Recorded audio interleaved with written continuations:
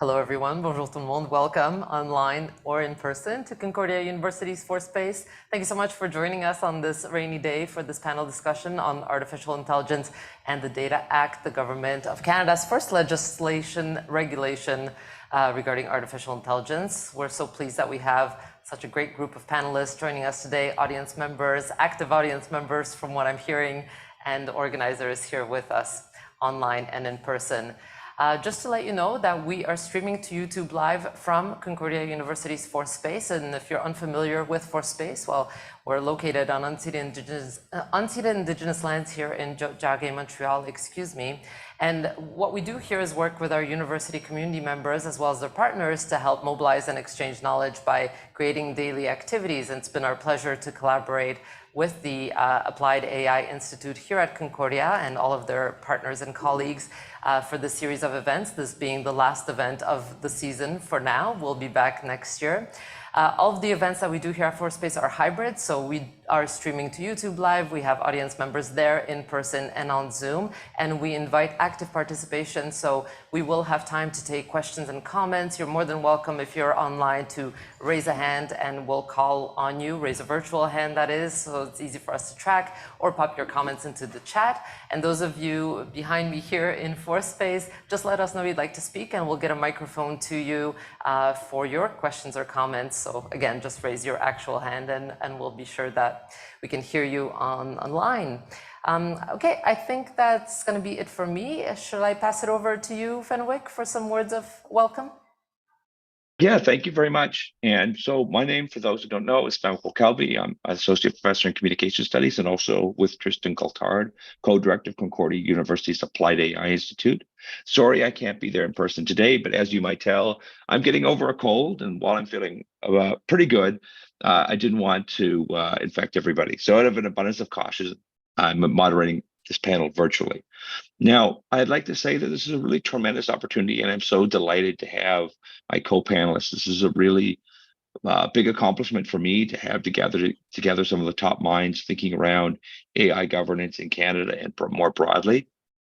And really, in particular, I think we're at a tremendous moment right now with the publication of the open letter calling for an acceleration of Canada's AI governance and for real push towards AI governance. Now we're at a very public moment of debating, and after the eruption of interest in ChatGPT and really kind of the controversiality of AI going so public, this panel really opportunities a chance to reflect on the cornerstone of Canada's AI regulation and thinking through the ways and the implications of how the AIDA bill, or the Artificial Intelligence and Data Act, can or cannot advance the AI governance agenda.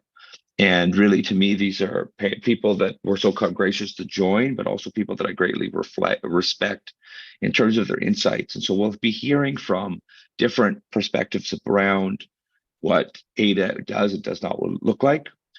For those who are participating, we've kind of have 5 objectives for this panel for me, which is, probably a bit too much, but that's how I roll. We're trying to introduce what is the Artificial Intelligence Data Act to a general audience, situating this within the broader field of AI governance, elaborating on some of the central logics, which I think are really important to investigate about how AIDA works, talking about its effectiveness or lack thereof, and then evaluating what could be better approaches to AI governance. So with that, what I'd like to say is acknowledging my co-director, Tristan Coulthard, also Lindsay Rogers, who I hope is in the room, who, if you haven't get a chance to say hello, has been the person instrumental in making this series happen and making sure this event happened. Lindsay is the Knowledge Mobilization Coordinator at the Applied AI Institute. And then those are the last word in the Applied AI Institute. One of the things that I think we're thinking about quite seriously is the intersection between AI's development and what is the way that its social impacts are properly addressed and compensated for. And I think one of the parts for me is that this is an important point of interdisciplinary discussion where we have practitioners in computer science as well as critics, policymakers, members of civil society, lawyers trying to talk through. And part of the point of these discussions in this panel today is to try to foster, I think, better interdisciplinary discussions about AIDA and the future of AI governance. With that, what I'd like to do is I'd like to ask each panelist to briefly introduce themselves. I'm going in alphabetical order of their first name for no other reason, but they're all very impressive people in their own right. And so I'd like to first invite Bianca to introduce herself and maybe tell about how you became interested in AIDA. Yeah. Hi, everybody. Thank you, Fenwick. Really appreciate the opportunity to have this conversation. And just off the top, I want to say thank you for making this event accessible online. I'm joining from Toronto, and I want to acknowledge that we're still in a pandemic, and supporting, people joining not in person and in person is wonderful to see. So thank you for that. I'm a partner at Digital Public. I'm the co-founder of Tech Reset Canada. And in both of those organizations, what we really work on is more participatory engagement in digital governance. So public interest digital governance, but really not what I think, what I think is how do we get more people to the table in these conversations. So it's really about the process factor and how do we engage more in these issues so that we're getting results with how we want to manage technology, given all its societal and democratic impacts. A couple more points. One of them being, I am really, especially because of what I've seen in the pandemic, probably got that kick I needed to just see full institutional failure in the face of a crisis. And what that means to me is not to lose faith in the fact that we need institutions, but to understand that if we don't shift more power to the public in order to have more self-governance and more engagement on these issues, I really don't think we're going to get anywhere different than when we are, than where we are today. Lastly, I got interested in this topic because I was following the digital charter. And at that point in time, a few years back, it was one of these questions to me, is like, what, we have a charter. Why are we making a digital charter? Why are we reshaping some really fundamental things in the shape and name of technology? And I worked a lot on that question with Nasma Ahmed of the Digital Justice Lab. So just want to, honor the fact that this conversation is longstanding. And so when C27 emerged and AIDA really seemed sort of glommed, if you will, I try to be respectful of the professional work that's being done, but looking at the way and the haste with which that proposed legislation was put together, I had questions both about the very concept of legislating AI as a thing. I don't agree with that, which we'll talk about more. And secondly, really concerned about the lack of public engagement, which brings us back to where I started. So that's the introduction, that's the connection to the interest in this, and really looking forward to the conversation. Thanks, Bianca. And I think it's helpful as someone who myself got interested in artificial intelligence after doing telecommunications work. I find artificial intelligence policy slightly more hopeful than telecommunications policy. So to give you a sense of where I've been at, but yes, I think trying to also recognize that the ability of participating in hybrid events has been the result of like decades of advocacy, trying to make sure that digital inclusion is possible, and that's certainly something we can thankful for Force-Space for enabling, but also I think recognizing how long these discussions were taking, that we're talking about today, have of a longer history and a much longer history. And hopefully we'll be able to talk a little bit about the digital charter as well. Next, we have Christelle Tisano. Christelle, maybe you can introduce yourself. Yeah, thank you, Fenwick. Thank you as well for the invitation. Being here in Montreal is really exciting. So as you know, my name is Christelle. I'm a tech policy researcher based at Princeton University's Center for Information Technology Policy. And over the past couple of years, I've been studying AI systems in different contexts. So gig work, facial recognition, political advertising on social media platforms, to name a few examples. And this experience has allowed me to develop a socio-technical understanding of how systems are deployed in different contexts. And when AIDA was tabled last summer, I took that as an opportunity to analyze it. And a few researchers at the Toronto Metropolitan University and at McGill and I decided to write a report analyzing the Act from a human rights perspective. So I'm really excited to talk about that with everyone today. Thanks, Christelle. And I think if you haven't, I'll find a link and put it in the chat to that report. But I think it's a really good, one of the first, and I think really thoughtful reflections on some of the consequences, which we'll get into about how AIDA is approaching this kind of AI issue, and looking forward to that discussion. Next, we have Florian. Florian, would you like to introduce yourself? Yeah, so Bonjour à toutes et à tous. First of all, thank you so much for the invitation. I'm delighted to be in conversation today with my co-panelists. I wish I've been in Montreal with you, but that was not possible. I'm joining you today from Cambridge, Massachusetts. At the moment, I'm a fellow at the Berkman Klein Center for International Society at Harvard University. But because I'm on sabbatical, but I am an associate professor of law and technology and the University Research Chair in Technology and Society at the University of Ottawa, so in Canada. And at Ottawa, I led the Center for Law, Technology and Society, as well as the AN Society initiative. And so I'm a legal scholar, but I'm interested more generally on the impact of technology on society and how, from a policy lens, of course. And I've been working with many colleagues and people outside of academia.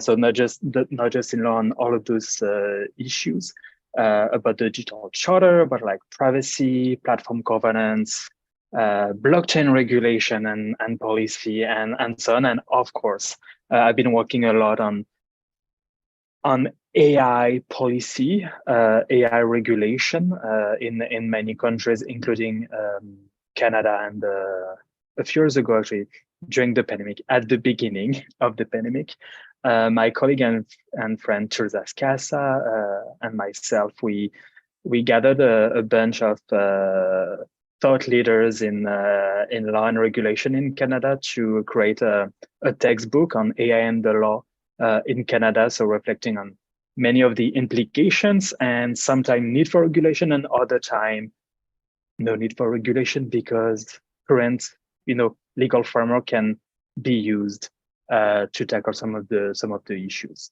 So that's a bit of my background, and so I've been very vocal on C27 as my other co-panelists. So I'm more than happy to be here today to share some thought and be in conversation with people from civil society, because as Bianca mentioned, we need to have to be conversation and engagement about this act, but also people in government and industry. So I'm happy to see like such a diverse audience today. I'm sure the Q&A session is going to be even more amazing than the conversation between us. Thank you so much.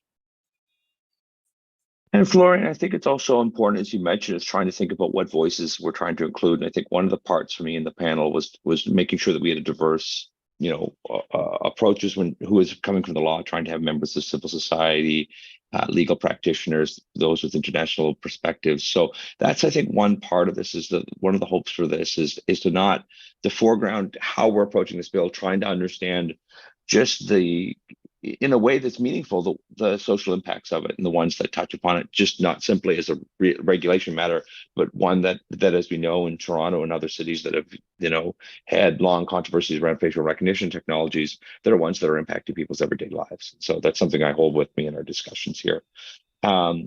And then finally, last but certainly not least, I'd like to invite Marussia to introduce herself and to say a few words about your work and how you came to be interested in AI regulation or AI law more broadly. Thank you, Fenwick. Et bonjour tout le monde. It's really a pleasure to be back here at Concordia, my alma mater. So I'm thinking through this from a systemic perspective, trying to think about which stakeholder is best placed to determine AI policy. When does top-down regulation make sense? When does self-regulation make sense? And what is the role of impacted people in all of this? So I'm a doctoral candidate at Harvard Law School, and I come at this from having been at Global Affairs Canada as a senior policy officer, leading the AI and human rights file back in 2018. So governments were starting to think through the implications of AI for foreign policy. And Canada led the G7 that year, and AI was really at the heart of discussions. And so we started thinking about, like, what does a rights-based approach mean for AI? And so for me, that's the baseline, kind of the lens through which I'm looking at subsequent developments. Basically, are we walking the talk when it comes to protecting Canadians from AI-driven harms, all the while promoting innovation? So human rights is really our calling card when Canada sort of presents itself abroad and tries to build coalition with like-minded partners. We are really pushing for a rights-based approach to AI policy. So when I look at AIDA, I have this question, which I'm sure we can expand on today, is are we implementing this at home? So I'll leave it to this for now. And I think, Mauricia, one of the things that's really important is trying to situate AIDA within the kind of broader global context that which are at work here. And certainly we have the EU AI Act, and Canada also has a number of different partnerships around AI. And I think that that's certainly part of what we're hoping participants learn today. Is not only about kind of Canada's approach to AI and AIDA, but how that kind of works more broadly in comparative cases, and how that Canada is leading or not leading. Because certainly I think it's been the experience of myself as well as Canada is now being perceived to be or expected to be a global leader around AI, and how is it feeding or not meeting that role and responsibility. So I want to pivot now, and I want to thank all of our panelists for their great introductions. And I want to pivot now to really starting to talk about some context and giving context to where AIDA is coming from. Now, as Bianca kind of mentioned, AIDA came to many of us as a surprise last year, and that this was part of a long-standing process about privacy and the personal information reforms in Canada. And this has been a perennial project of many governments is trying to do privacy reform. And I was wondering, Florian, if you'd be able to situate where AIDA fits into that history, maybe mention a little bit about the digital charter that was mentioned previously and how AIDA is part of the latest iteration of reforming privacy law in Canada. Yeah, so no, exactly as it was mentioned before. So AIDA, so the AI and Data Act, short name AIDA. We can maybe reflect on the choice of the name and what the acronym means later on, maybe as a conclusive remarks for this panel. But it was introduced in Parliament last June as a real surprise, and I think we all got quite excited when the Minister of Innovation, Science and Industry gave notice to the House about the reintroduction of the privacy reform with this kind of Easter egg in the bill. Very quickly, we got way less excited when we started to read the bill, but I will come back to this a bit later. And so, as it was mentioned before, the bill came to a surprise, but is the result of like a very long conversation in Canada within civil society, within academia, following a series of scandals both in the public and the private sector, and quest for protection from Canadians. So for privacy, a lot of conversation. Like in Parliament, the House of Commons published several reports in the years. But the need to better protect the privacy, the data protection of Canadians, the need to regulate AI systems, etc. And so in 2019, if I remember correctly, the then government, Trudeau, it's not the same, but still the same prime minister, but the government published a digital charter. And a lot of people got excited, but something to keep in mind, the digital charter is just a political statement. It was basically the electoral platform of the Liberals for like the digital electoral platform for the upcoming federal election. This is not like a charter in the sense of the Canadian charter that actually protects Canadians. I'm guessing that they choose that name as a reference to send a signal to Canadians that they were willing to finally act to reform privacy law, competition, telecom. Like there is so many things in digital charter. It was a very welcome sign. Since nothing really like followed through. In 2020, so the former Bill C11, not the current one, that's confusing. In the previous parliament, the government introduced Bill C11 that was proposing a reform of AIDA, so the private sector privacy protection framework. So reform of AIDA still including some much needed provision about like the processing of personal information by AI system, and some framework about protecting and putting some like proposing some data governance for anonymized data. This bill died on the paper order because the federal election was called. And for several months, we waited, even though the government was telling us that privacy, etc., was very important to them. We had to wait until June for Bill C-27 to be introduced. And so reintroducing the Canadian Privacy Protection Act that was in C-11 with a few modifications that we can talk about later. And so with this Easter egg of AIDA, and I'm going to be a bit cheeky, but it was like mentioned, I think, before by Bianca, with a very interesting process. So the bill is tabled. Then the Minister of Innovation, Science, and Economic Development teams engaged with several like stakeholders.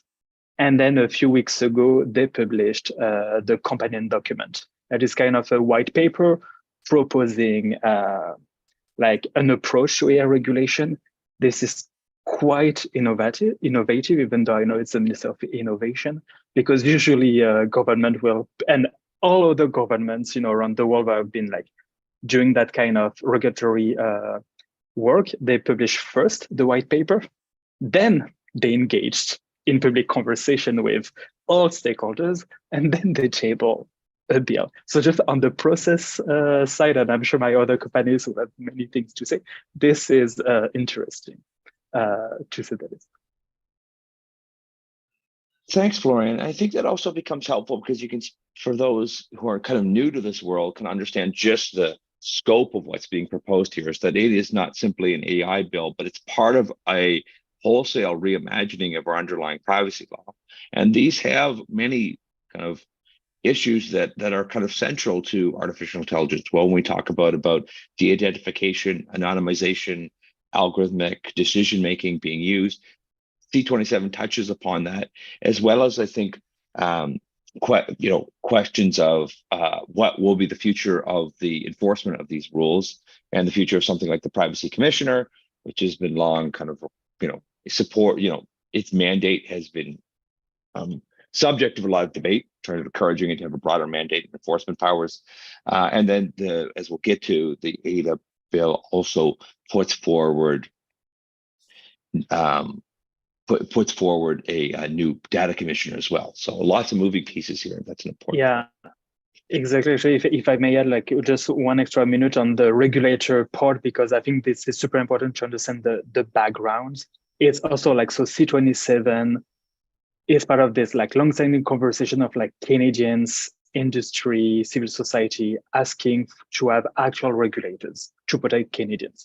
Because at the moment, the Privacy Commissioner of Canada has close to no actual powers, no order making powers, no like enforcement mechanism, cannot like find and cannot like build cases against some of the big tech, as we've seen in the past days. So this is the big issue. The House noted this in many reports. Our partners have been calling for this. So this is one of the things that is proposed by C-27, finally giving new teeth to our Privacy Commissioner. And also for the past years, we had heard about a new data commissioner that would help to maybe make more sense, of data governance within the public sector and the private sector in Canada. And so Bill C-27 in AIDA also propose a regulator for like AI system. But in my opinion, it's what could be said like a fake regulator. We'll discuss this later. Does not answer like any of the content that was like highlighted by Canadians. But yeah.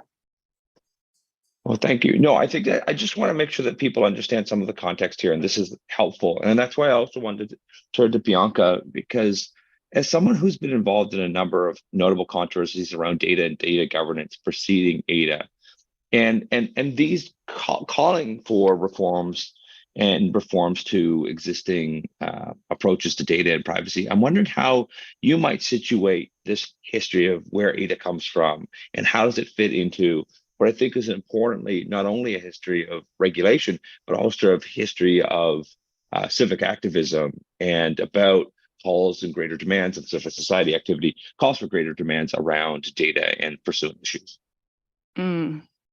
Yes. So I'm going to be the person, I think, if anyone wants to join me in this, please do, constantly pulling us out of being too specific about AIDA without looking at some of the older and more institutional or political constructs.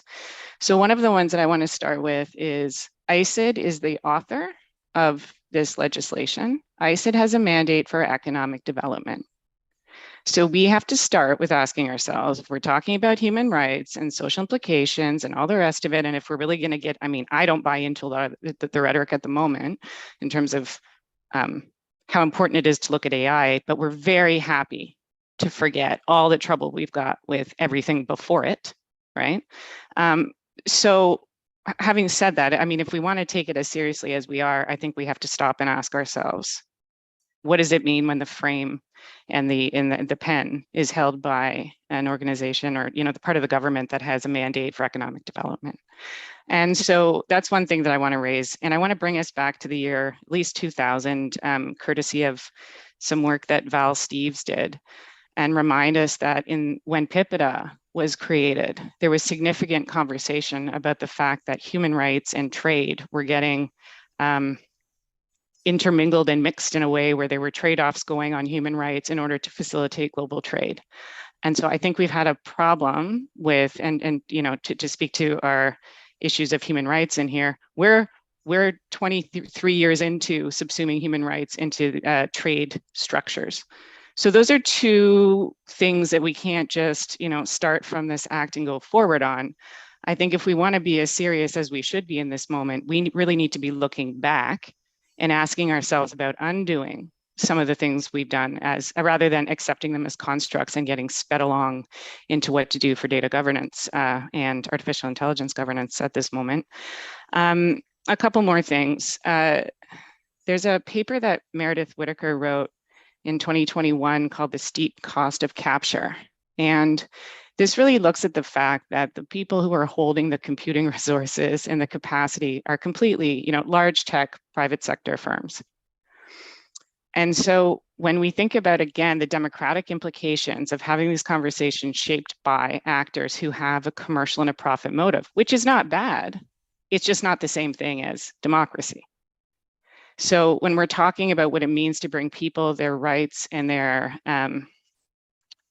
capacity to hold governments accountable for their rights, all different kinds of rights, we have to really be honest about the construct in which we're having this conversation, and that consumer protection is a very, very different animal than accessing human rights. And again, on the rights piece, your rights are only as good as your access to them. We don't have good access to justice infrastructure in this country for every other right that we propose to support. So I think, you know, to this idea that Canada likes to hold itself up as the human rights proponent globally, we don't have to look far in terms of nation to nation sovereignty conversations to understand that we're not upholding human rights in the country domestically on things that are older. So just don't want to, you know, minimize that either. So I guess just two more things in terms of, I'm trying to keep the through line here, democratic participation. Something else that I was part of in an advocacy perspective through the pandemic was COVID Alert. And so when we talk about the power of the privacy commissioners, it's really interesting because I think, not coming from a privacy background, we're at the point now where privacy is being productized. And if we can say something is privacy preserving, it doesn't really matter what it is anymore. Which is a major problem because there are so many other implications to technologies and their application and how they're used. And I think what was fascinating, what we saw with COVID Alert, is you had the federal, territorial, provincial privacy commissioners all say, do not make technology mandatory during a crisis, a public health crisis. And what did the Liberal government do? They did it anyway. And if we can't understand how actions like that have been increasing and fomenting some of the polarization we're seeing, we have to understand that these issues are in some ways furthered by state decisions that are made on how technology is applied, And so it was fascinating to me that there was nowhere else to go. The privacy commissioners all said, don't do it. And I was like, yeah, we're doing it. So there are issues that we have with the use of technology that are upstream of privacy. And I was reminded the other day of a really nice paper that Frank Pasquale wrote, The Second Wave of Algorithmic Accountability, which gets us into the conversations of not just, the fairness, accountability, transparency, but the should we build it or not? And I think to add on to Frank's framing is should we write laws around it or not? Because that's another question that I don't think we're asking enough. We're all gonna, barrel forward into this conversation. So I think the last thing I want to say is, and I think it's funny that the government's saying it's not really a charter, it's kind of a charter. It's this is so par for the course with just like making things confusing and theatrical, and it looks like something's going on.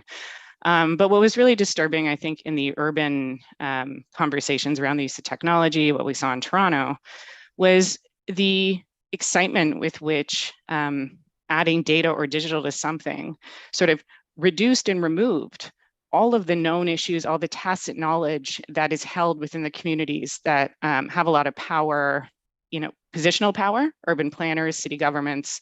They know what their problems are. If you ask an urban planner what their top 10 issues are, access to data wouldn't even be in the top 10. They would tell you they need to design the data collection they need to know if their policies are working or not. And so we saw this in the city. You're going to see it with healthcare.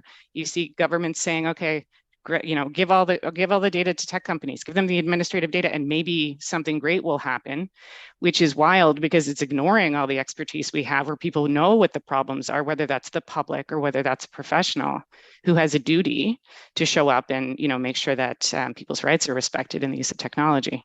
So these are sort of a mixed bag of some of the contextual things that I see as a little bit, in some cases a little bit concerning and maybe addressable, and other ones like fundamental issues philosophically with the approach of AIDA.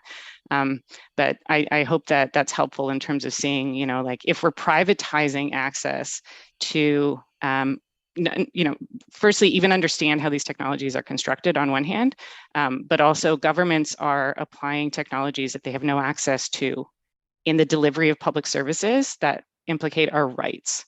That is bananas. That's what happened in the pandemic, is the government was telling people to stay home based on a glitch from an infrastructure that they don't own and they have no contractual power over. So we're now actually, we're sticking these technologies right in our public service delivery. And I think that should give us massive cause for concern. So I'll stop there.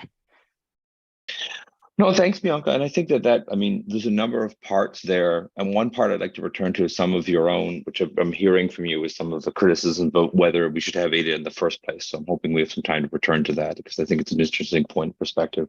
I would say that one of the things that I've really had the privilege is along with a lot of the researchers at the Shaping AI project, is really starting to realize that some of the discussions that we're having now around artificial intelligence aren't about the technology itself, but really profound changes to the state administration. And how do we think about this? This bill is one part, but as this, I think, wider question about democratic accountability and what is the public service doing in terms of service delivery, or hesitate to use that word, but in terms of its responsibility and mandate. I think one part to connect it to, and I wonder kind of link up to something Marussia said at the start, is about what stakeholders are being involved. And in terms of how do we think about this bill itself invoking a certain degree of participants, and how that might relate to the EU bill. Because in one sense, the EU bill is also tasking certain ways of organizations classifying what can and can't count as high risk, or who's doing this type of assessment. And I'm just wondering if you might, as a way, think about how the EU bill is like or not like the Canadian AIDA bill in who's it's invoking. And I think raising these questions about who's being involved in these conversations about how the bills are being formulated and rolled out. Yeah, well, I think at a high level, it's safe to say that the EU drafting process was much more inclusive and democratic. We see both industry-led groups and civil society coalitions coming together and having the time to actually go into details, provision by provision, and providing input. And the timeline for AIDA hasn't allowed this to happen. And I would also note that between the first and the second reading, there didn't seem to be a lot of change in the bill. At a higher level, I would say that the EU bill is much more context sensitive. It's much more clear. It's much more detailed. We may not agree with the provisions as they are, but at least we know what they are. And in AIDA, a lot of the kind of meat is to be announced. It's to be defined in regulations. So we have no sort of text to chew on to have a democratic debate about. And so I think that's like a high level difference. And I would also say like, this is AIDA, it's 15 pages. The EU bill is about 100 pages. It has annexes. And so, you know, that is a testimony of how more detailed it is. Other kind of similarities is that they both take a risk-based approach, but the EU context is much more detailed and granular. It has 5 tiers, whereas in AIDA we have high impact and sort of regular impact, so to speak. So in that sense, it's much more coarse. A similarity between both is that there's a heavy reliance, I would say, on self-governance. In AIDA, a company basically determined for themselves if they're high risk. And then they monitor their compliance.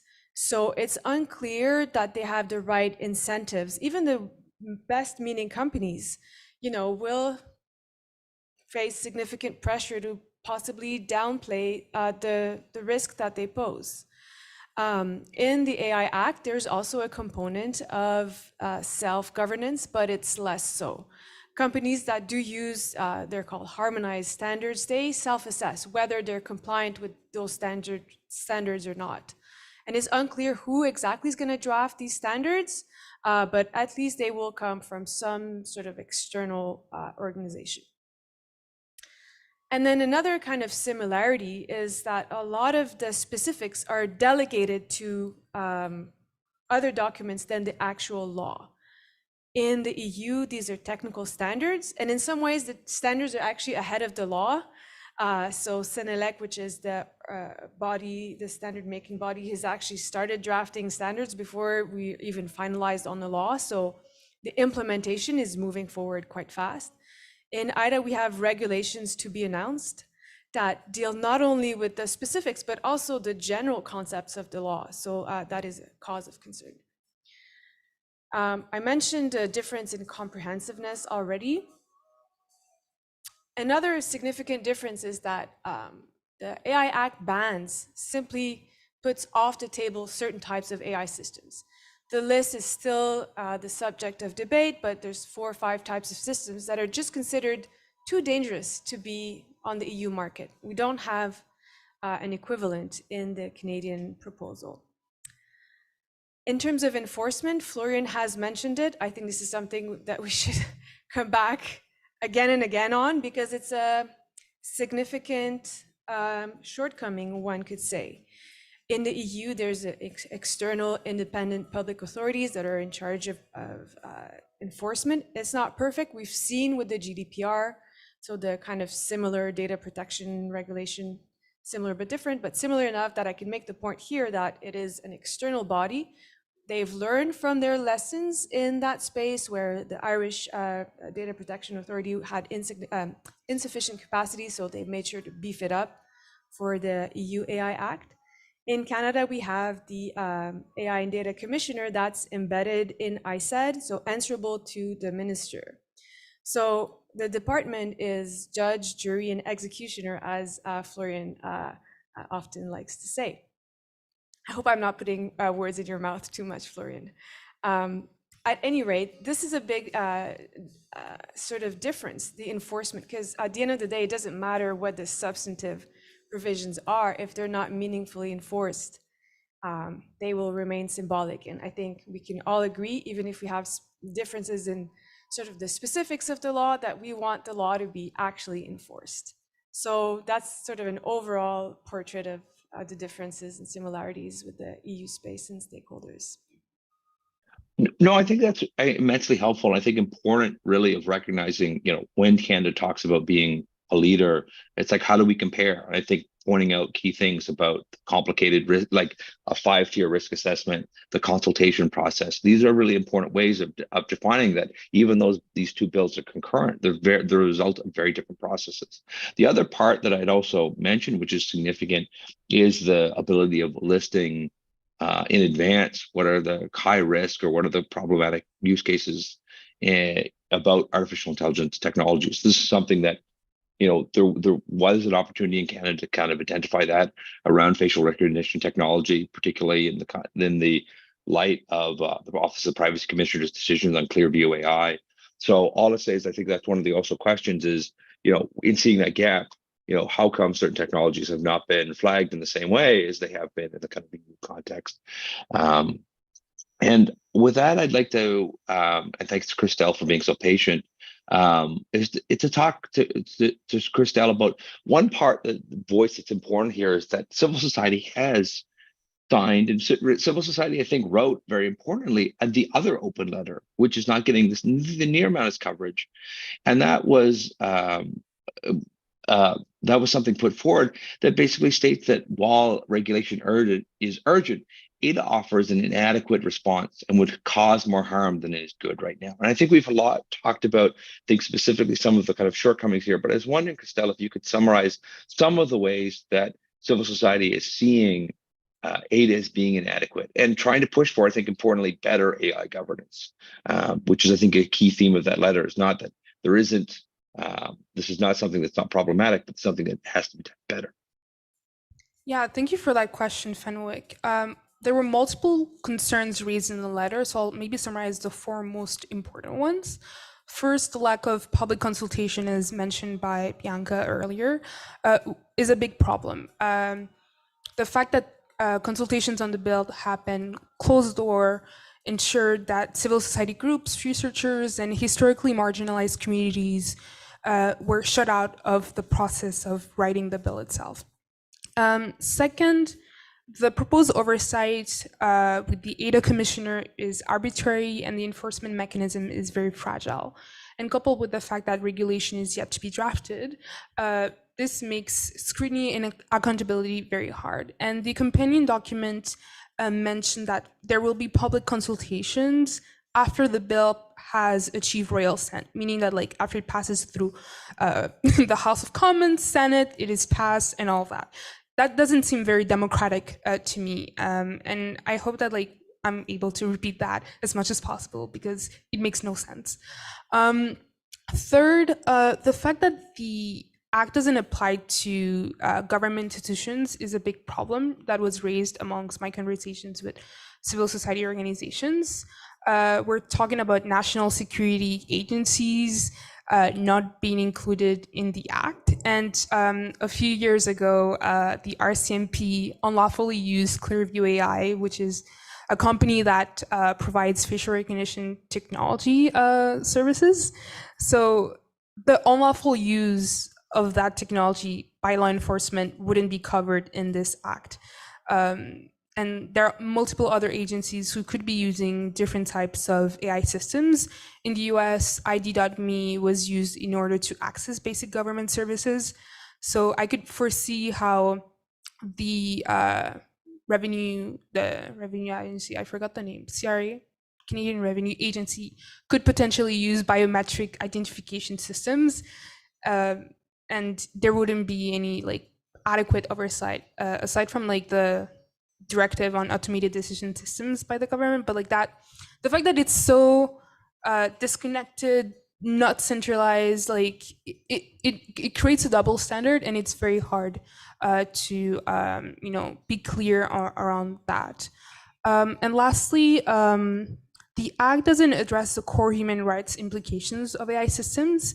Instead, it focuses only on like bias output as a way to tackle harms, which does not really help. And I'm happy to like talk more about that later in the talk, because it's one thing to talk about, oh yeah, like we don't want bias output, but like it's not about the output, it's about the context in which the AI system is applied that is problematic and that we need to legislate around. Thank you so much. And I just shared a link to the letter if people would like to read, but I think that's a really important, distinction of these kind of key points. One part that I think is also important about this is that this is a really important moment in literacy and literacy around approaches. And that when we talk about this rich nature, I think I'm always struck by the kind of need for better awareness, kind of better buy or better public attitudes towards artificial intelligence, or being mindful that's part of the legislative process is actually building that capacity and interest. And one thread that I'd like to talk about, and this is something I'm going to open it up for all the panelists, but Christelle, I was hoping you could begin with, is that what type of approach does AIDA take? And if someone's looking at this bill, what would be, what's its underlying framework or way of dealing with this problem? And why is that significant? And what other alternatives might there be? Yeah, I'll go ahead. And so when I first read the bill, I found that the approach wasn't very clear. And when the companion document came out, the government stated that they're using a risk-based approach similar to the European model because it seeks to regulate high-impact systems. However, to do that, the bill would need to define what a high-impact system is and outline the risks and harms associated with them, which it does not.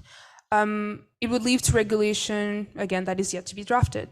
And I remember Teresa Scassa discussed that this is a very problematic approach, focusing on high-impact systems, because there are different risks that are present in any level and application of an AI system. In terms of alternatives, our report proposes an independent regulatory framework with a human rights approach, which centers individuals and communities, meaning that we would first want to identify the technology's human rights risks and then provide obligations and rights to properly address those critical risks. In the context of, again, facial recognition technology, this means not like wanting to have accurate technology, but rather like ensuring that facial recognition technology is not used to uniquely identify people in crowd settings or to access basic government services. Yeah. Bianca, I see your hand up. Yeah, and I want to talk about this contextual feature that Christelle raised in terms of what we could be doing instead. Before I do that, I just want to mention when I was talking about COVID alert and then mandatory technology, the mandatory technology would be ArriveCan.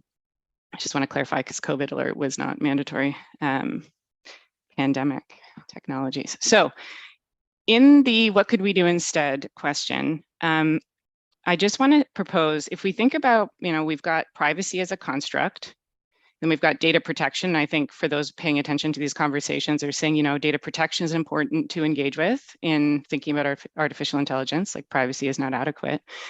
But the third, and maybe the place to go into novel, if you will, governance is contextual, specific self-governance. And so we have to, because I think this approach here about generic and risk and high risk and low risk, exactly as Christelle said, and Teresa Scassa has written and others, that's a contextual question. And you need to get into the specificities of any one case to understand, sometimes it's the 11th step in a process that might seem like some minor administrative nothing that breaks someone's access to housing. For example, in a evictions process that has been recently automated. If you look at the province of Ontario, we have some good examples. So something that may seem so mundane and administrative actually would be super harmful to someone and have a major negative impact. And so what I mean here, and this is the problem with the Canadian construct in a way, is you would have to really fund and support real engagement, like real ongoing, persistent, representative engagement, both from the public and from, I would argue, Sean McDonald and I have been working a lot on duty-bearing sort of professionals. If you're a doctor, if you're a lawyer, if you're an accountant, if you're something, you have to think about what your legal duty is to the people who you serve as part of your professional credentialing, and that includes urban planners. Right? So there's a whole bunch of professionals who could pick up some more weight and responsibility here. And so I think that that's the direction to head. is more of that, which is so different from what's proposed here. But that would be a totally different kind of enabling legislation. That would be that would not be an ISED, like, that wouldn't be an it wouldn't make sense if that's coming from ISED. That would be expensive. But really, if we want to do it, I think to get, past also this innovation versus harm thing, there is, and I have to say this very clearly, and I'm going to repeat this often, there is beneficial use with some automated systems that is not innovation, and it's not commercially a thing. It's just using technology to support the public interest. That may not be a commercial proposition, but the state and our money in the ways that we invest in technologies needs to support that. Because if there's pro-social efficiencies that are beneficial for the public, we should, of course, be investing in them.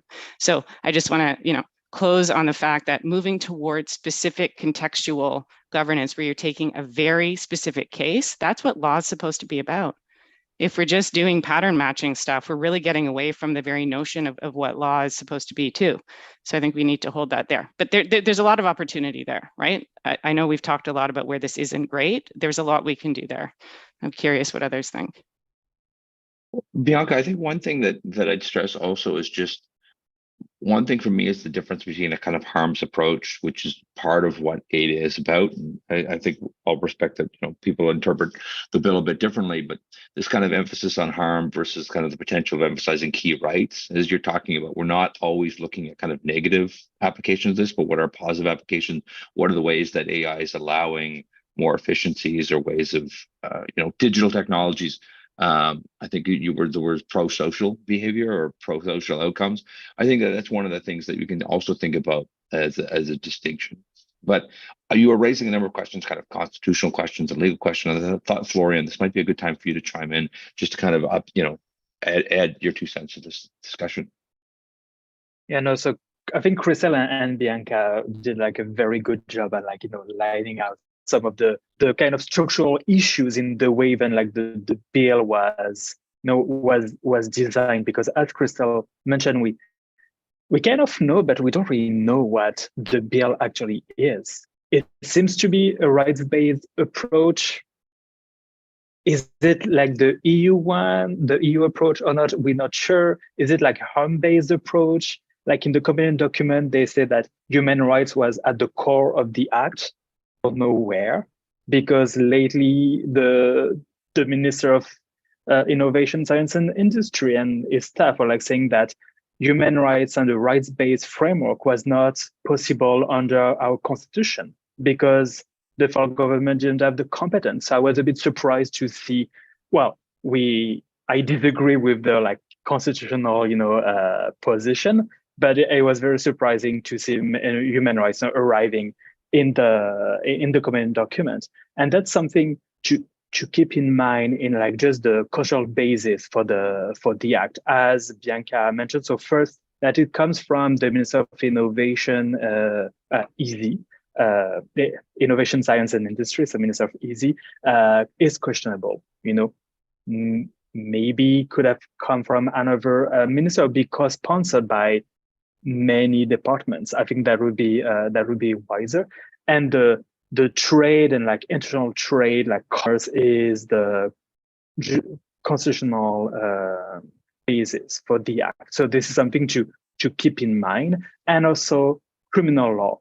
Again, is criminal law the best way to regulate those kind of behaviors? We know that criminal provisions against corporation don't work that well. There is so much to be discussed, and just even those choices are very strange within Bill C-27, because AIDA is restricted to federal jurisdiction, trade and commerce.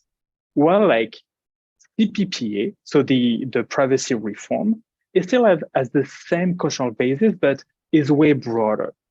CPPA, like the current AIDA, applies all across Canada, including in the provinces and in provincial jurisdiction when there is no provincial statutes.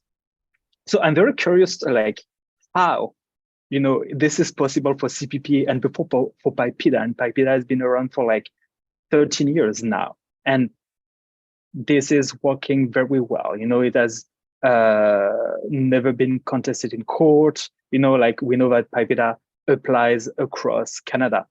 How come that was not an option for AIDA?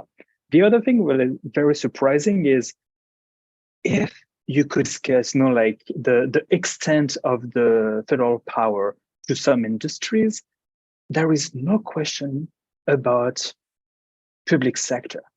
The federal government can regulate the federal public sector. They did not. Like the AIDA explicitly excludes the whole public sector from the act. And I think this is extremely problematic for many of the reasons highlighted by Christelle and Bianca before, because like this is where we need, in my opinion, more urgently, like some regulation and some good governance and good framework is for the public, the delivery of like public services and administrative decisions.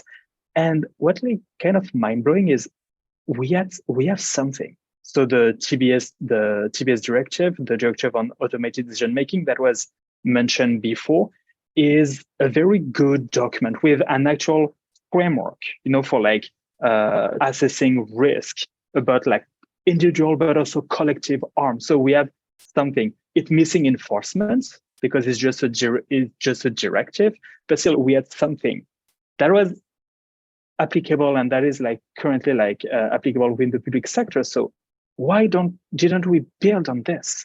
We could have just like transferred that framework and apply it to both the public and the private sector. And the other like big issues, in my opinion, about the AIDA is the delegation. Everything is delegated to regulation. This is an empty shell. There is like nothing, as Christelle was like mentioning. That's a big issue because the regulations are like welcome. They bring flexibility, and in CPP and in other acts, there is many technical things delegated to regulations. But in AIDA, it's like the core element or the framework that are delegated, including some that might be the basis of criminal provisions. So that's extremely problematic, in my opinion. And I think, Bianca, you wanted to jump on something. Well, just quickly, I think the fact that it's from ICID is exactly why I don't want it being a thing that's applied to the public. Like public service delivery is a non-commercial. I know we all know this, but we're really losing track here. Like we're merging the. I think it's beneficial that we have a Privacy Act and PIPEDA, and they're separate. And I know some people argue. I think Colin Bennett is here. That the benefit of, I can't make this argument. Data protection. Just treating data as data. Just treat it as a thing unto itself. For me, personally, when we're in democratic decline, I think it is highly beneficial to be crisp about the kinds of things that the state can and can't do with the data it holds, and a very different situation going on with the consumer protection and private sector thing. And Florian, I know what you're saying, like you can borrow some of what was thoughtful there and move it over. I know there's work there that could be moved over, but I would be nervous of it living under the remit of ICID. And then, even if we had great clarity between in the ways that we do of sorts with the Privacy Act and PIPEDA, there's so much, and this gets back to the point of who's holding the AI and then the computing power and all of the technologies. It's all private sector anyway. So now we've got the state using private infrastructures and then sort of pretending it's, like that's why we have these really structural foundational pieces that I think would encourage all of us to rethink what we're doing, because we're sort of pretending that those things aren't there, right? Like the government sort of procuring things, and if it wanted to, it could build it itself. Like, no, that's not what's going on here. And we know how much the state, one thing I've learned over the years in doing work for government is consultation and other things that the public does. It's used as a liability reduction. And so are contractors and vendors. The state wants someone to blame when something goes wrong. I don't think that's good for us in a democracy, but the majority of the technology is being purchased. So it puts us in a really bad place for access to justice. So that was like, as you said that, I was sort of like, I hear you, but also like, this is another reason we don't want this moving through ICID, because the incentive is perverse for what we're trying to accomplish here if we really want to talk about giving people access to justice. Like it's such a different construct. And one more point, because I know so much of the conversations about artificial intelligence go back to data and digital. As someone who's worked with data for a long time, I just want to put forward this term because I think it's really useful. And if you look into these eras of like knowledge management, you can find this one, tacit knowledge. Tacit knowledge is by definition the kinds of things that people know that they have a really hard time verbalizing, writing down, putting in instructions, codifying, putting into data. And so, this is why these conversations philosophically about artificial intelligence and everything, like we really need to acknowledge that data is not a proxy for some of the most important things that we are working on right now. It really is, I think, Fenwick, like as you were saying, that we are at a bit of an inflection point. If we do not understand that data it's only a proxy for a certain set of conditions. Like it's not anything near the kind of intelligence that we need to bring to bear on the multiple crises that we're facing. And so I just think it's really dangerous when we start to treat these data piles as though there's something more important or more intellectually, important to our future than they are. Like we're all here. We know what we need to do. It really doesn't have to do that much with automating, unfortunately. Not that automation can't be helpful, but I just want to say that because I think sometimes we skip over and we sort of reify data as though it's, just because we have so much of it, it's going to help us. I don't think I know that's not always the case. So what does this bring us to beyond the point related to artificial intelligence? It also gets back to enforcement. Like we don't need to build a house of cards on top of technology. And that's what all of this is doing. You're adding complexity, you're adding a new political economy, you're adding new auditing firms. Like, do we need to go back to the years of auditing companies to understand why this model does not work? Like, we're not even remembering recent corporate history here. So just want to put all of that out there. I'm curious, I know people wanted to return to the enforcement question, which I think is really important. But I have a hard time taking some of this seriously when there's so many of these question marks and a whole bunch of people who are like highly incentivized to go narrow on this as though it's, something that it's not. So I'll stop there. I'd love to go back to the enforcement questions and keep learning about the specificities. I just don't want us to fall down the rabbit hole of this thing and, treat it like it's really making a ton of sense, because honestly, the thing is not anywhere near baked. Like, this shouldn't be law. I don't know how this gets out the door. I said I was finished talking. Honestly, I'm not. I have to say one more thing here. I don't know what the government thinks the public needs to see in a democracy to encourage trust. But writing stuff like this at this level where you read it, you saw it held up there, 15 flimsy pages when something's supposed to be really important, doesn't look good. And I think we need to add this to like democratic crises pile, is that we're just legislating for performance now. Like this is fundamentally sort of making people look at the government and say, as John Ralston Saul always likes to remind us, the government doesn't like people and the government doesn't respect people. That's not how the state operates. And this is like one of the best recent examples I've ever seen. Okay, I'm done. Okay, yeah, I feel as though that's it's good closing note in some ways. We're coming close to our end of time, but I want to make sure we have discussions of enforcement.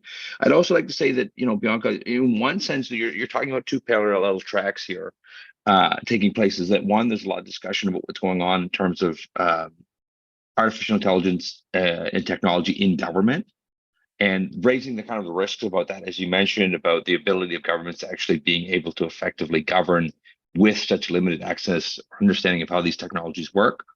And then in tandem, for the bill, the AIDA part of the bill, which is dealing with these kind of large companies, how well or does not it address kind of the concentration of power, as you mentioned with Meredith Whitaker's piece. I mean, if there's a consolidation, we see a greater global consolidation of a few different firms, that does raise certain like mission critical functions, but whether AIDA is responsible enough to deal with that secondary issue and keeping both those in parallel. And I'd say there's another kind of key point. There's so much inflection that's taking on. I think one thing for me is that certain questions about the commons or certain ways of understanding public knowledge and literacy are kind of now being kind of taken for granted as something that could be easily commercializable. These are, I think, deep philosophical questions that are happening in parallel. and being shoehorned in slightly into a panel about AIDA, so I'm going to be mindful of the awkward transition here. But one that I think is important is that we want to talk about this kind of way, this delegation. I think that's a central question. I think a central part about what's going to make or break this bill is who kind of ultimately is going to stand to benefit from this. And Bianca, you raised it. There's likely going to be an auditing industry coming about this. And Marussia, I wanted you to talk about, what would be this delegation question? Who are the stakeholders that are likely going to benefit from the way that AIDA is currently constructed, and what's going to take place if this goes forward? Like, what'll happen are the next steps? Thanks for this. I guess 2 lines of reasoning. First is we can't give the government a blank check to have sort of TBA content in regulation. Those regulations are going to be vulnerable to being revoked. The process for public participation in the law was already lacking. It's going to be even more opaque and inaccessible if the meat of the obligations are in regulation. So that's kind of one line of reasoning. The other, going back to sort of the auditing question there, is, as you said, who stands to benefit from this? Well, if you are a cynical person, you would say, well, industry folk are just going to hire auditors that are going to rubber stamp their practices. There is some sort of precedent for that. We've seen it with the Volkswagen case, where auditors just, rubber stamp their gas emissions, which were fraudulent, because who pays them? If your client is the AI company or whoever is putting it out on the market, then you don't really have a good incentive to push back. And here is where the AI Act in the EU is a bit more kind of balanced, because auditors depend on the public certification to operate. So if they just rubber stamp, they lose their license, they lose their business. There's nothing like this in this sort of skeleton of a bill right now. I don't mean this kind of derisively. I think that we can all agree that ironically it is more of a blueprint than a law, whereas in the US they put out a blueprint that's not binding, but that's much more detailed than this. So kind of like looking at this from a practical perspective, who stands to benefit is the established auditors, people who already have a track record. Will probably get their lion's share here, and this will make it a stagnant space. There isn't really a lot of sort of new, fresh perspectives that are going to come out from the same firms that have been writing reports about AI, sort of rehashing the same sort of high-level content there. However, I do want to flag that I think this is a really interesting space for people to move into. We have a couple of companies that are starting out to do audits from a sort of a more critical perspective, I may say. There's Kathy O'Neill and Meredith Broussard in the US that have started one. And I guess I would invite our Canadian fellows to do so. And there may be some companies that are already involved in this. I'm seeing some enthusiastic nods here, so maybe people can plug in their companies in the chat. But I think that this is a point of intervention. No matter what the trajectory of this law, if you have technical expertise or legal expertise and you want to contribute to shaping this, assuming it goes forward, and we can talk about whether that should go forward or not, this is a place where it has potential to have a counterweight. If it's a thorough, independent audit, then we may get some of these obligations actually followed and respected. Can I add one point? The bill requires audits only if the minister has reasonable grounds to believe there is a contravention to certain sections of the act. And in addition to that, the audit can be done by the company themselves internally or by hiring an independent auditor. So like just that point like blows my mind. The first time I read it, I was like, this is so wrong. And also like on a cynical side, like it would be a great time for me to like open a company that claims to be doing auditing services. So like the fact that there's no standard or certifications about like who can do and conduct an audit, and like the scope of the audit itself, like who will be able to like mandate those types of details, leaves so much room for conflicts of interest to rise up, because the minister has to like himself declare that, oh yeah, I have reasonable suspicions that this company has problems. Like I don't see how this approach would benefit people and communities here at all. All right. Yeah. Well, we're approaching the end of our time, and I wanted maybe Christelle as to kind of start wrapping this up, maybe to get a last word in about just what are the steps forward for you? I mean, as someone who has been calling for reforms to the bill, has also been calling for more time. I think one part we're at a very important crossroads because there's push now to get this passed and passed soon, and yet there's need clearly for more consultation, discussion, to have something what I think that Bianca says, can actually build trust. And if there is a serious, you know, duty of making sure that there's building trust, which is a gap in Canada, and then it's got to be one or the other. You can't rush the bill and then expect people to trust it. But I think more broadly about the next steps for AI governance, I was wondering, what would you see, Christelle, as maybe a kind of closing word, and then we'll go to questions. What you see these next steps to be? So right now the bill is in the first reading at the House of Commons, meaning that MPs are voting to see if it should be going to committee or not.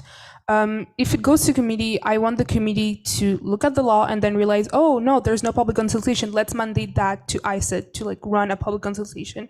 And then if they want to come back, let's say after 6 months or a year with a new version of the bill, then continue working on that. But I don't foresee that happening because the bill has been presented last summer.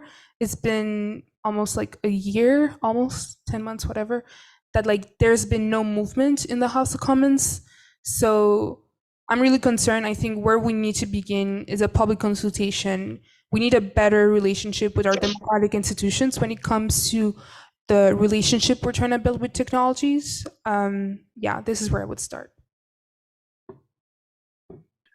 All right, Florian, I just see your hand up.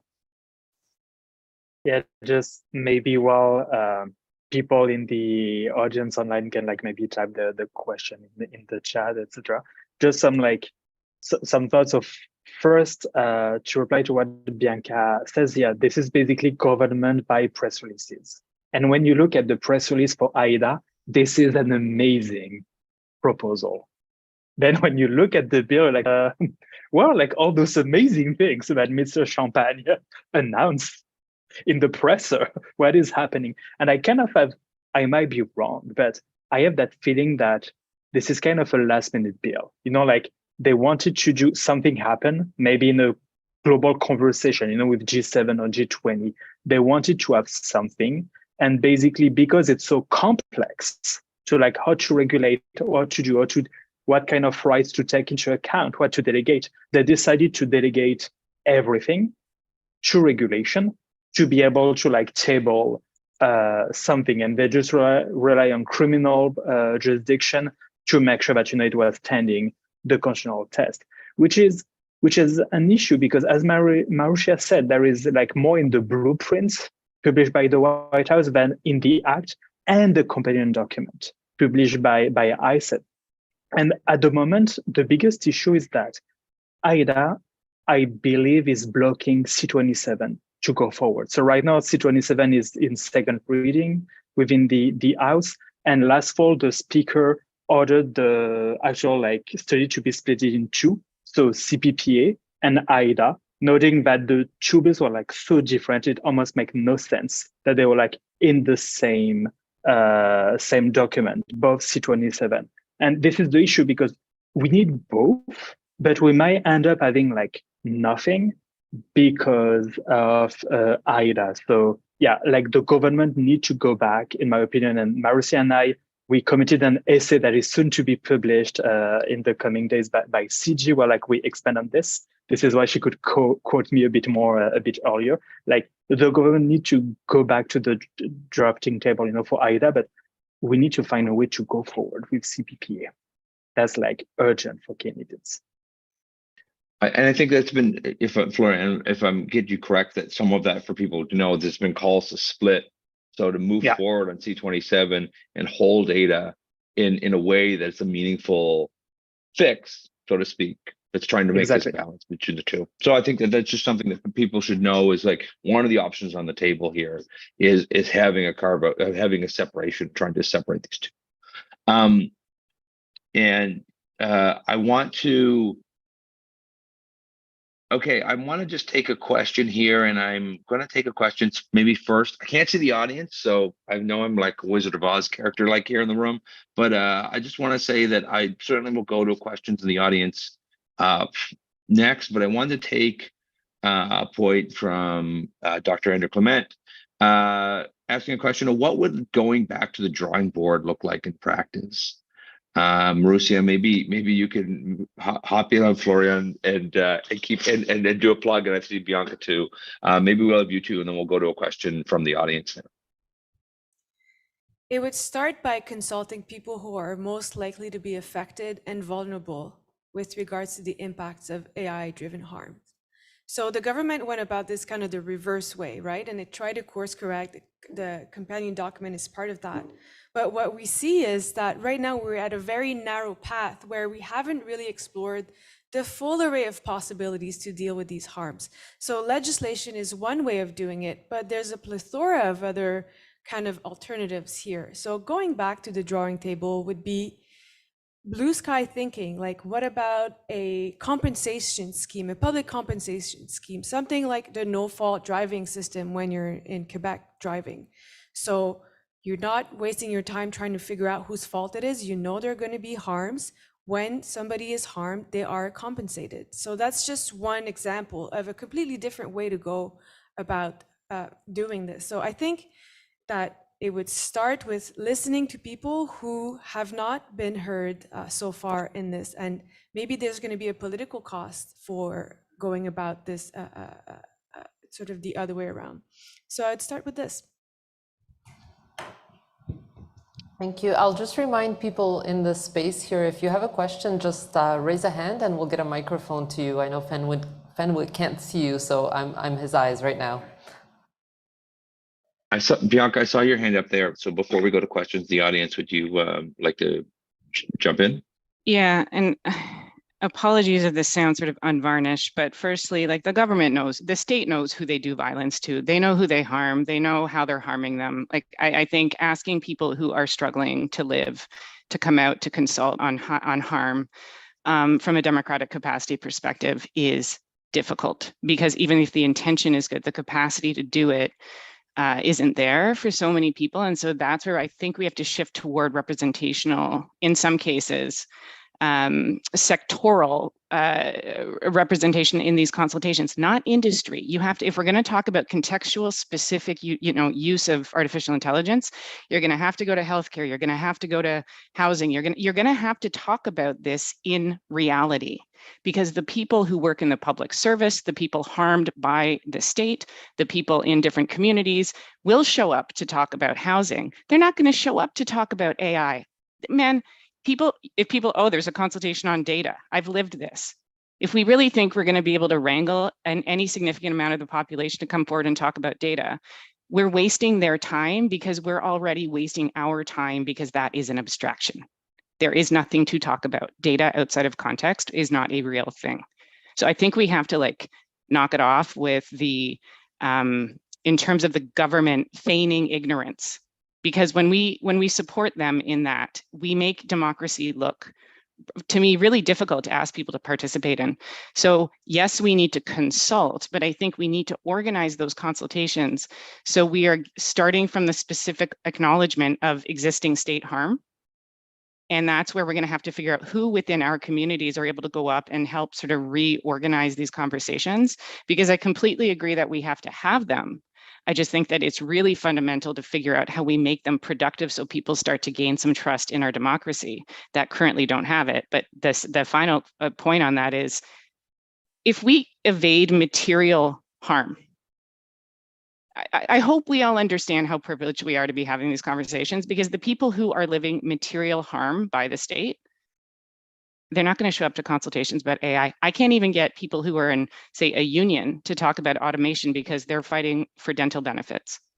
So I'm not saying this as a negative toward the concept, because I have also, I say Andrew Clement, been calling for the consultation, and I agree with the point, Marissa, but I think it's also the how, and that we have to really not replicate these prior public engagement things, because they're not bringing us anywhere other than the status quo.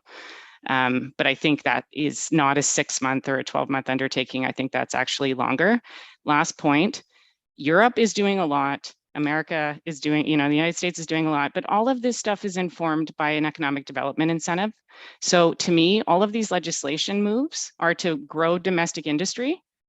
Europe doesn't want Google, but it wants its own. Do not forget that that's what's driving Europe, is they want their own unicorns here. And the United States, we know there's a military economic driver. So I think in Canada, to Luke's question, what's the political incentive in Canada? It's to let the status quo continue. You perform, but you also just step back. And I think that's what Canada is doing. It wants its little sector to do a thing here. So it pretends it's doing something, but it's actually getting out of the way to just leave things as they are. So I think those are the two, like, how do we do the engagement piece? That's one piece of it. And the rage you hear here from me is directed toward the state, because the amount of performance that has gone on to date on this stuff, we as our little community here, we can't play along with them on this anymore, because the harms are, we got lots of them behind us here. So it does not look good on us to be like, yeah, let's go out and sort of pretend this is all making sense when it's not. So let's engage, but let's be really thoughtful about the construct of that engagement.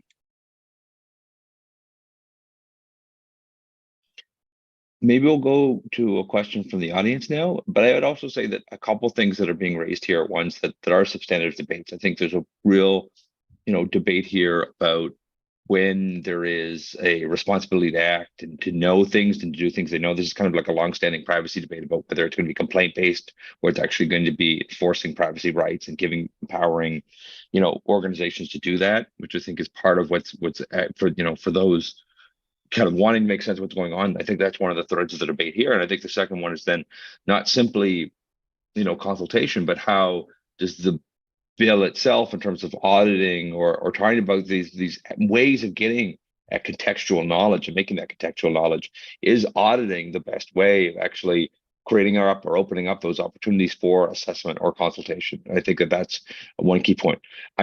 Florian, I see your hand up. And I just want to kind of make sure we get a hand in from the audience, because we only have 10 minutes left, and I want to make sure that we're at least people who've been in the room get a chance to ask a couple questions. Maybe we'll take a couple questions from the audience and try to bundle them. Yeah, thank you very much for these really terrific talks. I want to go back to the question of public advocacy, and but I think Bianca actually kind of began to answer my question. It seems to me there is an entirely huge gap between the kind of illusion of inclusion created by government consultations, the way they set them up and they do them, and the way they talk about the public as a completely uniform, homogenized mass of people. So how do we also not just say it's them, but say it's us? What do we do as academics who believe in public engagement to create the kind of connections that I think Christelle and Marussia were also talking about, which is actually harder to do than it is to kind of write another research grant to get something where you work in an AI private-public partnership. The other question I have is for academics in the room. How do we also ensure that this doesn't just start with the end of regulation? It starts with us as researchers building technologies that are non-inclusive in terms of their designs in relationship to the communities they purport to serve. So how do we also say that, listen, how do we put in kind of a different awareness and inclusion of the kind of purported sectors of the public who are engaged in healthcare, engaged in housing, engaged in transport, all the ways that we know that this is going to be implemented to basically understand what their interests are. Because right now, like Bianca was saying, if we were to say, oh, I'm doing a project on aging and data, what does that mean? It means nothing. But if you tell people that there's a potential harm, give good examples of those harms, but also understand how they can understand what the potential benefits are, I think it's part of our job too, not to just point fingers at government, but to ask ourselves, how do we actually make the time for those moments of public, not just engagement, but deliberation to happen in languages that can be understood, but also then listened to? Because I've engaged in a lot of public consultations where they love to include people from marginalized communities, but it goes in a report that then goes nowhere. Yeah. Sorry. I have a 30-second answer to this one. One thing, the public and its problems, John Dewey, 1927, you'll note the plural of public. It's such a good point. This is almost 100 years old, and it raises this. And so, the second suggestion, so this is just a great way to think about that problem, those problems. And the second thing is, this is why I was bringing up legal professional associations. If you, at this point in time with D, E, and I and everything else, I don't even know if white in front of moderate is as helpful as it was. But the moderate is our problem in all issues of justice right now. If you're part of a professional association, you have a duty to the people you represent. You have positional power. God damn it, use it right now. This is the time. Don't foist this on the public. What if you're any part of a professional association, put this on your agenda and start doing it in your work. You can do that tomorrow. So we got a whole range of professions who can participate differently. That's easy to say because you understand the terrain and speak the language. That's easy to say when you understand the terrain and speak the language. If you're working with members of the public who don't, then they're afraid of being laughed at or just ignored. So I think easier said than done. So I agree with you, but easier said than done. Can I just jump in on this? There is a provision in the Act about having an advisory committee. So we can think about the potential of beefing up that committee so that people also are paid for their time. It is not up to people to volunteer and sort of do the government's job in its stead. But I think this is a promising avenue that could be improved in order to have meaningful engagement. And you can even have something where, you know, this advisory committee issues a report, and if the government decides not to follow recommendations, it is on them to justify why not. So just have a little kind of burden shifting there where it doesn't have to comply with the advisory committee, but if it doesn't, it has to justify why. That would be one way to increase accountability. Do we have another question from the audience here? I think that's a fantastic point. I think one, you know, in a comparable, the Bill C11 now has been called for reforms at the CRTC, the Canadian Radio, Television, Telecommunications Commission, for also a public interest committee. And I think that's one of the things that just demarcates it from other regulators that actually pays people to participate. And I think those are the ways of ensuring that there is the time being valued is one of the things that I think how does the bill or a bill build capacity in these issues is I think while there's debate about what that looks like, I think there's a real consensus that part of the expectation of the bill has to be building, or some bill has to be building public capacity, or I think you know, industry capacity, or those ways of stakeholders that are outside of I think the privileged players that are participating in it presently. One more. I've got one question here I'd like to end on, but I'm wondering if anybody else had a question. Someone, Fenwick, yeah, go ahead. There's me, Fenwick. All right, so yeah, my question is more from my background, which is I'm a trained sociologist. So I'm really interested by this question of consultation, but also interest group and all of the interested group that are gathering around innovation. And so I think, Bianca, you're not going to be happy about this one from Quebec, but now everything that had happened with Benjo is now it leads to the fact that the consultation will be bring out by the new thing that called Conseil de l'Innovation du Québec. So it's basically a think tank from the States and also interest group that are gathered around innovation. And I think this sociological dimension is super keen also with regards to CFAR and everything that CFAR has been doing. Also, again, with the same kind of actor or stakeholder that are super close in between private sector and research.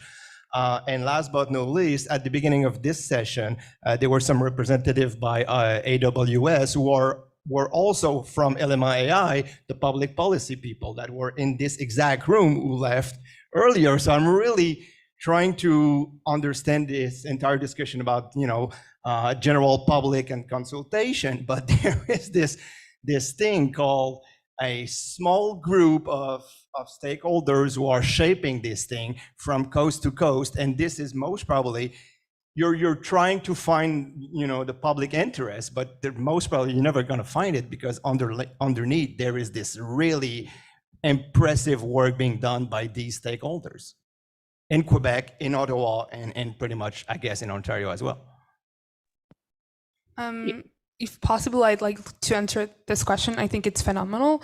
And what we're seeing is a capture of discourse coming from people who claim to have expertise because they know the technical aspects of the systems being deployed. But I think that we need to really open the door to understand that, hey, like we're all experts because we're all subject to these systems. So in the context of gig work, it would be great to have workers who actually, are delivering the food, whose pay is determined by AI systems, to be part of the conversation. And I know this is very hard to find pathways to mobilize people, especially if we're coming from an academic context, but paying people for their time, having research grants dedicated specifically to mobilizing and organizing workers, that is a way to start. And in the US, we've seen in New York City, Los Deliveristas Unidos, who are a group of delivery drivers in New York who have clearly outlined their demands and are working with policymakers and academia in order to bridge that gap. And if there's more money that is invested in those avenues, I think that's where we're gonna go, focusing on people who have the expertise in consulting, have worked in tech companies, is a good insight, but not the whole picture. And I have a lot of things to say, but I'm also mindful of time. I think, Florian, one point you wanted to jump in here too. Yeah, no, so, and I very agree with what Christelle just said. And again, and in my case, I'm talking in a place of privilege, so being an academic and in Ottawa and access to having those kind of conversation with policymakers. But as someone mentioned, kind of the door is being held. It's a small group of people, always the same, from industry, advising, almost writing, the bills, the regulation. But there is a big issue. And I would like to come back to the conversation about auditing that, and what Bianca and Marussia highlighted before. This is all over again the same thing. Basically you ask the companies to draft, the playbook by which they will be they will be accountable to. And then they're going to be the ones selecting who's going to audit them. So they're going to pay the bill. They're going to decide of everything. And it's a small ecosystem, especially in Canada. And one thing that I think is missing is protecting people from civil society, people with expertise. Expertise is not only in the big tech or in government, who want to have a look at those algorithms. So we need to protect security researchers. We need to protect people who would be doing pen testing and other bias testing of those systems, for them to not be sued in civil court or in criminal court. We also need to protect the workers within those companies, within the big tech, within the platform, within all the AI developer companies. The workers are at the table, we're going to be there when they're going to make the design choices, because documentation, it's good, but transparency by documentation is not going to be very helpful. Lawyers, we know very well, you can say so much, but also so little in 200 pages of documentation. So it's necessary, but we need to go beyond and make sure that people who know things or in capacity or of understanding those systems are able to do so, and to alert the public or the regulators. So we go back to within an actual regulator that is an agent of parliament, or that is fully independent, the Commissioner for Competition, to be able to have those information and act upon them. I think this is essential if we want to bring actual accountability for responsible innovation in Canada. Thank you. And I want to just close on a point that, important for me, and especially for everybody who's been listening in and participating. I'm going to probably mispronounce, but Amanjev raises a really good question. I think it's a good closing one about what would be steps to take as, say, quote unquote, a normal citizen, or just the everyday public. I mean, this is a workshop open to the public. I've tried to keep the questions at least, trying to build some capacity of understanding what's going on. Is there anything you'd like to say as a takeaway about what someone could do after listening about this, that they'd like to take action about the bill? I see Bianca there. I want to make sure Christelle and Marussia have a chance, because it's easier for me to see the Zoom people. But before closing on this, Marussia, Christelle, do you have a one takeaway, one action for someone to do? Could you repeat the question? Sorry, I zoned out. No, that's okay. I sound like deaf, like I said. Just one thing you could do, one thing someone from the everyday public could do. Like if you have any action, like a call to action, I think that's always really important about this is also saying that, this conversation might end, but ultimately what people can do doesn't. And so trying to think about what are the opportunities that this can actually not only build knowledge, but also build some involvement or engagement. I would say read the open letter that I signed that was written by several civil society groups, and then shared within your networks as well. I think that would make raise some visibility around the bill, and yeah, I think so. I'll take it from a slightly different angle, which is a slice of people work in tech companies or are involved in building these technologies as technologists, for lack of a better word. And so they don't have the monopoly of knowledge, and they're often kind of remote from the end impact, but they do have a unique perspective to bring to the table that often gets lost. And, I have my qualms about the ethics discourse, but I think there's something there about people who are building these technologies are really starting to think about sort of the long tail effects of what happens when those are deployed. And so we see tech workers speaking out, loose coalitions, the Tech Workers Coalition, for instance, in the US. And I'm coming at this from a US perspective a little bit more, so forgive me. Some of it may not be fully applicable, but people are blowing the whistle. So when you think about regulation, it's not just the specific topic, it's about creating an environment to empower those stakeholders to pinpoint and speak out about harms that they foresee in ways that they will not be penalized for. So increasing whistleblower protection would be one way, reducing non-disclosure agreements, making sure that they would be violating their contracts, or making sure that their non-compete agreements doesn't basically bar them from working anywhere else should they disclose any questionable practice from their company. Like going back to the bill and this idea of like material harm, how is the minister going to be made aware of such harm? Still kind of evades me. So one way to do that would be through an anonymous tip line. And so these tech workers have a role to play.